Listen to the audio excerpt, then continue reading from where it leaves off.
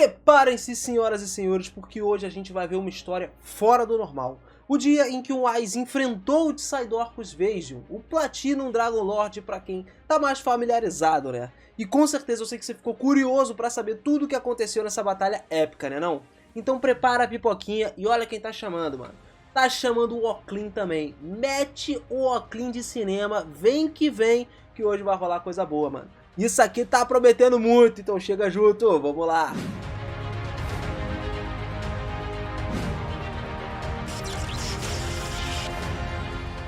Fala, seus otakus, beleza? Eu sou o Miras e sejam muito bem-vindos a mais um vídeo aqui do canal. Galera, o Wise é completamente insano, não é verdade? Isso aí também não é novidade pra gente, né? Depois de ver tudo que ele já foi capaz de fazer, inclusive um massacre, né? Massacrar milhares de pessoas numa guerra. Na boa, eu já não duvido de mais nada, nem dele e nem de você. Não duvido jamais da sua capacidade de deixar o like aqui nesse vídeo, que eu sei que você vai deixar, cara. Você é brabo demais e sempre fortalece o canal. Eu agradeço de coração por tudo isso, mano. De verdade, vocês ajudam muito o canal deixando o like. O pessoal que tá chegando, tá se inscrevendo, sejam muito bem-vindos e obrigado demais por essa força, passando a acompanhar todos os nossos vídeos aqui, firme e forte, pode ter certeza que você vai se amarrar, hein, cara. Então chega mais agora e bora começar a nossa história. Pra gente começar, galera, quando o Albedo deixou sozinho o Wise pra perseguir o aventureiro Red Drop, ele meio que ficou sozinho no acampamento militar ali, o único que restou naquele local. Daí, um guerreiro se teletransportou para o mundo tentando chegar próximo à localização do Wise ali. E quando ele sentiu que existia um outro inimigo se aproximando, rapidamente ele fez uma jogada incrível. Ele simplesmente atrasou, impediu temporariamente a chegada do guerreiro, atrasando ele através do teleporte. O Wise aproveitou essa oportunidade para poder se polir o seu próprio corpo, criar vários feitiços e se preparar com armadilhas. Ele estava tentando montar qualquer coisa possível para quem quer que estivesse atrás dele. Até que o seu inimigo chegou. Diante dele, cara a cara, a chegada do guerreiro às suas proximidades, a armadilha do Wise foi completamente ativada. Uma explosão eclodiu sinistramente por causa disso. No entanto, o misterioso guerreiro com 4 armas flutuantes apareceu ileso da destruição. O Wise tentava se envolver em uma conversa com o guerreiro ali para tirar algumas informações dele, saber quem ele era e por que ele estava fazendo aquilo. Tendo falhado em avaliar a reação do seu oponente através da troca de palavras, o próprio guerreiro não estava disposto a dar nada de informação para o Rei Feiticeiro.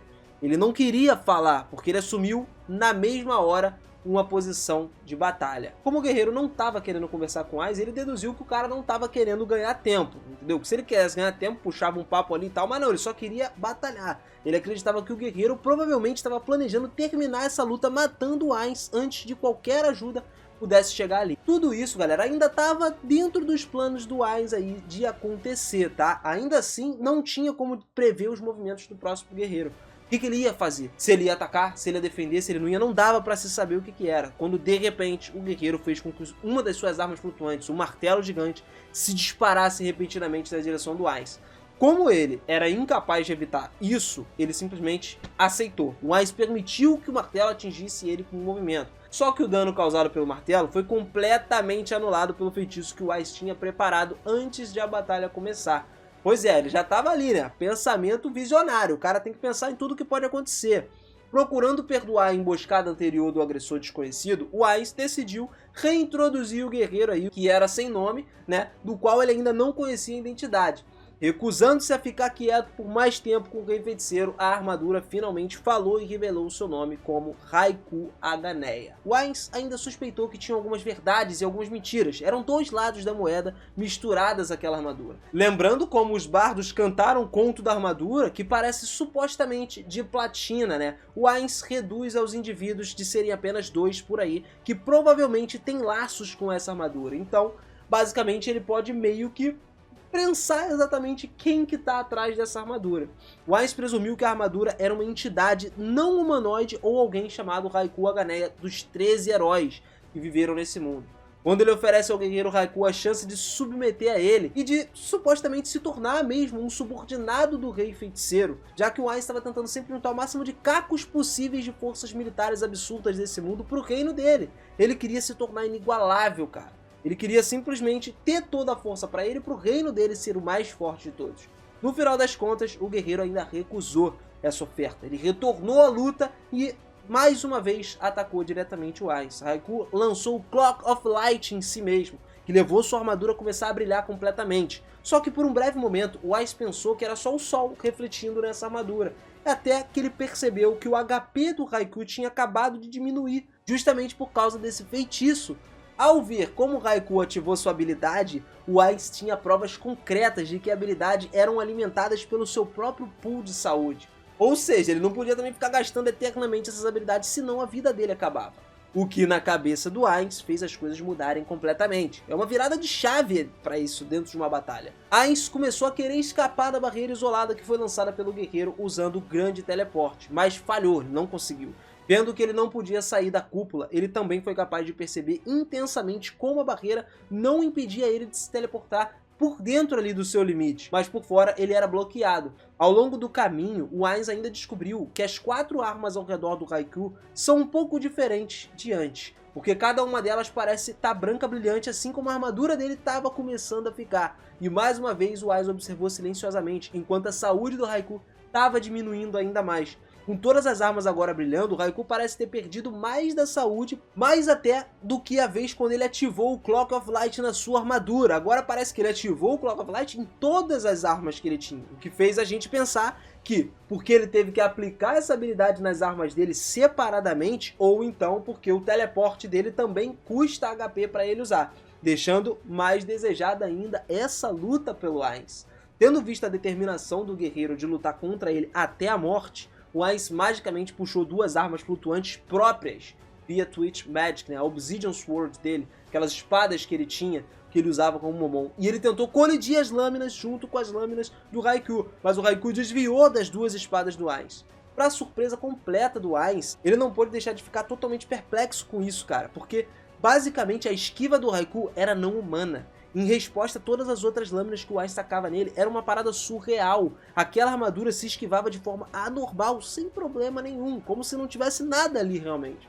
Sob o controle do Raikou, a espada grande, como se tivesse uma mente própria, voou na direção, uma tremenda velocidade na direção do Ainz. E em resposta, o Ainz lançou um feitiço de nível defensivo, né, a parede de esqueleto, para poder protegê-lo do seu ataque, que chegava com força total para sua parede. Como a parede estava recém-criada e foi instantaneamente destruída pela espada grande uma só vez, a próxima coisa que o Raikou faria era servir como um outro contra-ataque, utilizando a mesma espada para poder jogar de cima para baixo no Ainz. Aí, o nosso caveirão até achou que a espada depois do golpe iria retornar ao Raikou, mas em vez disso, ela voou na direção dele de novo. Pelo contrário do que ele estava pensando, o Raikou estava parado na sua mesma posição original, apenas deixando a arma ir na perseguição atrás do Ainz. Parecia que ela tinha vida própria, e a partir dessa observação da pose do Raikou, o Ainz começou a pensar, criar hipóteses na sua cabeça. Ao longo dessa batalha, ele teve a sensação de que a armadura funcionava como se fosse um fantoche, estava sendo controlada por alguém, mas ele não podia confirmar se esse era realmente o caso.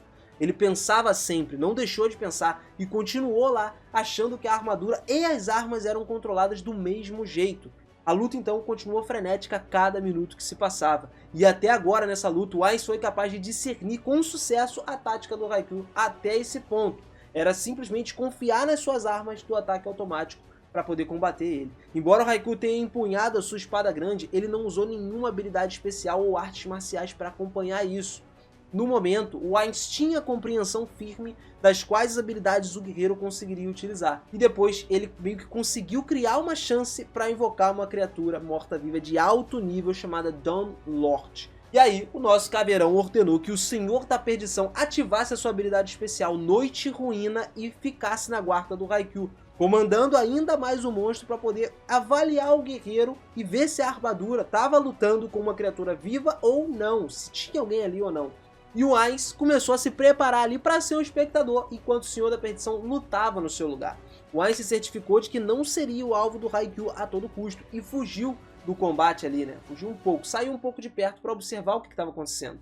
Agora que era a hora do Ainz entender toda a verdadeira extensão do poder do Raikou, ele deixava o Senhor da Perdição usar sua foice para poder colidir com a grande espada flutuante do Raikou. E à medida que o ruído perfurante ecoava ao redor dos dois ali, nenhum deles recuou, nem deu nenhum passo para trás. E também nem foram jogados longe nem nada, cara. O Ainz inclusive deduziu que eles devem ter os mesmos níveis aí, que devem ser níveis semelhantes de força para que isso acontecesse. Eles bateram e ficaram simplesmente parados ali. O Ainz aprendeu que o Senhor da Perdição não poderia ganhar vantagem sobre o Haikyuu, porque nenhuma das suas habilidades e ataques de energia negativa ou até ataques espirituais teve quaisquer efeitos contra o Haikyuu. Não tinha como. E analisando essa batalha, ele acredita que a própria armadura era uma raça que tinha propriedades semelhantes aos Golems ou a outros Constructs, porque eram capazes de livremente se movimentar contra ele. Tendo testemunhado a batalha do Senhor da Perdição, o Ainz sabia de uma única coisa, que ele não poderia servir como uma vanguarda adequada. Ainda assim, as lutas do Ainz para ser uma vanguarda começaram a ver alguns retornos à medida que os feitiços começaram a subir pelo ar, né, das costas dele. Ao mesmo tempo, o Ainz lançou o Vermilion Nova em cima do Haikyuu para queimar ele, mas não mostrou nenhum sinal de desaceleração à medida que a grande espada ainda se apegou a ele novamente. Mesmo que o seu corpo tenha sido banhado em chamas ardentes, a sua esgrima permaneceu calma e estável, não modificou em nada, não teve nenhuma mudança durante a batalha dele, que seria muito esquisito para uma pessoa comum. A pessoa, pô, ainda mais uma armadura de platina, se esquentasse, cara, imagina o forno que ia estar ali dentro, tu ia morrer queimado. No mínimo a armadura grudava na tua pele, tipo isso, porque tu ia derreter lá dentro. O caso é que não tinha ninguém lá, né? De forma inteligente, então, enquanto o Ainz memorizava a quantidade de dano que o Haikyuu sofria dos feitiços, ele recebeu um golpe combinado tanto da lança quanto da katana dele. Mas ainda assim, continuou pensando na melhor estratégia possível para derrotar o inimigo. E aí, entramos na perda de HP do Haikyuu com o ácido, que foi notável para o Ainz. Dos 4 elementos que cercavam o Haikyuu, ele recebeu a maior quantidade de dano do ácido do que todos os outros ataques elementares que ele recebeu. Dito isso, o percentual real da perda de HP ainda era baixo, não foi nada tão absurdo. Mas percebendo tudo isso, o Ainz descobriu que as armas flutuantes realmente contavam como parte do corpo do portador. E elas, que ficavam ao redor do Haikyuu, tinham também o seu próprio HP, separado dele, sacou? Quando o Ainz terminou de contemplar quais eram as mecânicas por trás da armadura e das armas do seu oponente, ele pediu a Haikyuu que essa luta fosse boa o suficiente para um ponto de parada. Tipo um descanso, sacou? Pediu tempo no meio de uma briga assim.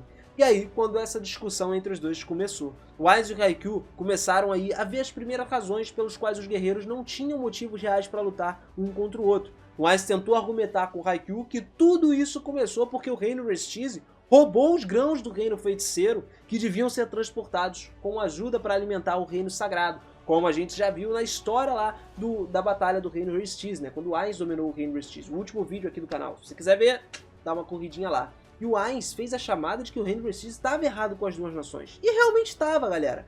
Pô, você roubar os grãos de uma nação que está sendo ajudada e de outra que está ajudando pelo seu próprio bem, isso não é uma coisa de legal de se fazer, né? Eles simplesmente tacaram a carruagem de grãos sem nada mais, queriam só vencer politicamente para eles e economicamente também para eles, né? Porque eles queriam vender os grãos a custos mais altos para eles ficarem mais ricos. Entretanto, galera, o Haikyuu ainda afirmou que o Ainz foi longe demais com essa guerra aí.